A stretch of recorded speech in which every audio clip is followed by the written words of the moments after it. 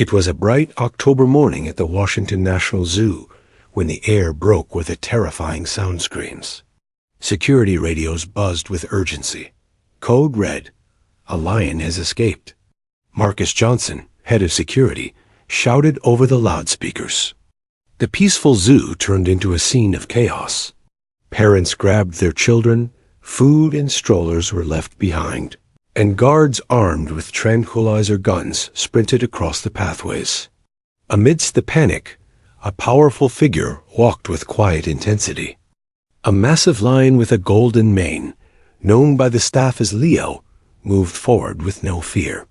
No one knew how he broke out of the high-security cage, but he did. Families screamed as they fled. Some climbed fences. Others dropped everything and ran. But one man did not move. Henry Thompson, a 73-year-old veteran, stood still, near the eastern entrance. Wearing a thick brown coat and leaning on a wooden cane, he observed the panic around him. His face remained calm. His eyes searched. Henry had worked at the zoo for over 3 decades and retired 20 years ago. This morning, he came back for a quiet walk down memory lane. But the silence shattered when he saw the golden figure moving through the trees. Something deep inside his heart stirred. It was not fear. It was something else. His weak eyes locked onto the lion. His body froze, but his heart raced.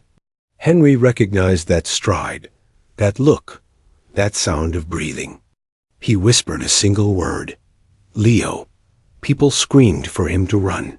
Officers yelled through megaphones. He ignored them all. His feet refused to move. He could see the lion clearly now, the same creature he raised from a helpless cub. He remembered. Every sleepless night, every bottle, every moment spent teaching the little lion how to survive. He had always called him his son. Leo kept walking. The armed guards lined up in defense. Tranquilizer rifles aimed at the beast, but no shots were fired. The lion was not looking for violence. His eyes searched for something. He moved with memory, not hunger. Henry stood in his path.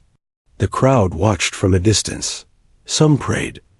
Others recorded with trembling hands. A woman screamed. Henry stayed motionless. The lion stopped several meters away. A deep, strange sound came from his throat. Not a roar, not a growl, something softer, something that carried emotion, a quiet moan of recognition. The crowd held its breath. The guards froze. Henry whispered again, "My boy, do you remember?" The lion tilted his head. He blinked slowly, as if time had reversed. He took a few more steps. Henry extended his hand, the same hand that had once fed him, held him, comforted him. Leo sniffed it. His nose flared. He knew that scent. Even after 20 years, he remembered. The connection returned, a bond not broken by time. Cameras clicked. Reporters gasped. One guard began to cry. The lion moved forward and gently touched Henry's hand with his nose. Then he licked it. A moment that shook everyone watching. Henry whispered again, "You came back to me." The lion pressed his head into the man's chest. The massive beast, strong enough to break bones with a single bite, behaved like a kitten in the arms of its parent. Henry placed both hands on the lion's mane. "You never forgot, did you?" Leo purred. A sound vibrated through the air, warming the hearts of every person present.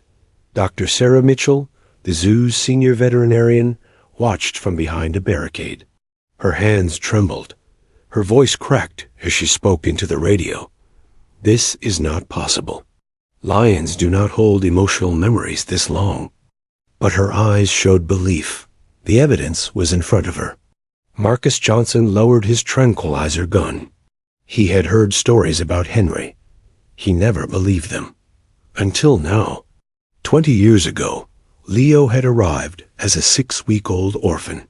Henry had taken him in, fed him every 3 hours, slept near his cage, taught him how to trust, played with him, talked to him. And then one day, Leo was moved to a new enclosure. Henry retired, and the world moved on. But Leo did not forget. The lion licked Henry's hand once more. The sound of sirens faded. The zoo stood silent. The reunion became a symbol. Reporters broadcasted the moment live. Within hours, the footage spread across the globe. Scientists debated the emotional capabilities of lions. News anchors cried on national television. Celebrities tweeted about the bond between the old man and the wild animal. But Henry wanted no attention. He refused interviews, turned down fame. He only said one thing: love does not need proof. It shows itself. Later that day, Leo followed Henry back to his enclosure. The guards walked behind, forming a respectful circle. Leo walked beside his human, calm, obedient, loving. When they reached the cage, Leo hesitated. He looked at Henry. Sadness filled his golden eyes. Henry knelt down and held his face. You have to stay. This is your home now, but I will come visit. Leo licked his face once more, then slowly stepped back into his enclosure. He turned and lay near the bars, his eyes fixed on Henry until the very end. Security was tightened. The zoo reviewed every lock. But something deeper had changed. The zoo created a new policy. Retired keepers were now allowed monthly visits. Henry came back every 4 weeks. Every time, Leo greeted him with a purr. Every time, the same deep bond returned. Researchers began long-term studies. Emotional memory in animals became a hot topic in universities. MRI scans showed brain responses. In Leo, when he heard Henry's voice, it was more than coincidence. It was connection. The zoo placed a plaque outside Leo's cage, in honor of a bond beyond science, a love that defied instinct. Students visited from nearby schools. They heard the story. They learned something important, that emotion is not only human, that love has no species. Henry, now older, continued his visits. Every time he leaned against Leo's side, he smiled. One day, he told Dr. Mitchell something. People ask how he remembered me, but they are asking the wrong question. The real question is, how could I ever forget him? And as the sun set over the city, lighting the sky in gold, a lion rested peacefully, and a man knew that some things in life cannot be measured. They can only be felt. Those feelings, when real, last forever.